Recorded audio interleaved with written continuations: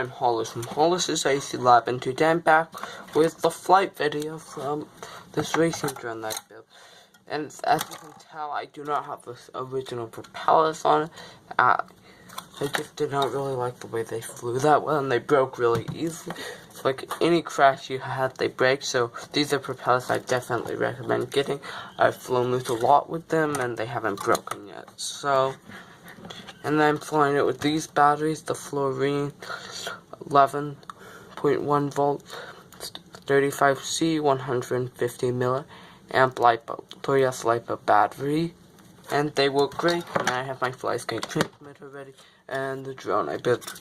And I have a fluorine battery strap that came with the battery. And I just have the charging thing just velcroed right into there, so it doesn't get caught in the propellers.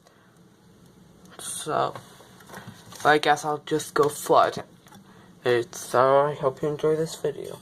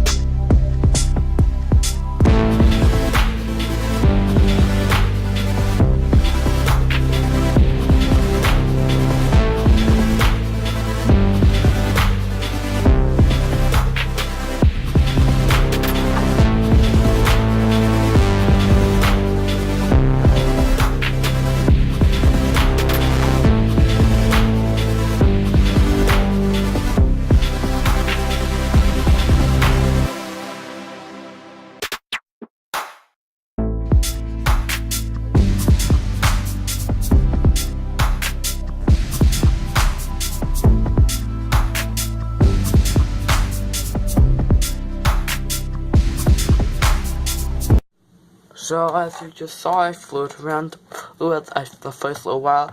I flew in full auto mode just to get used to it, but as you can see, I'm not the best. I prefer full acro mode because it was a little jerky around and stuff. And then I used full acro mode after I flew it around a little bit.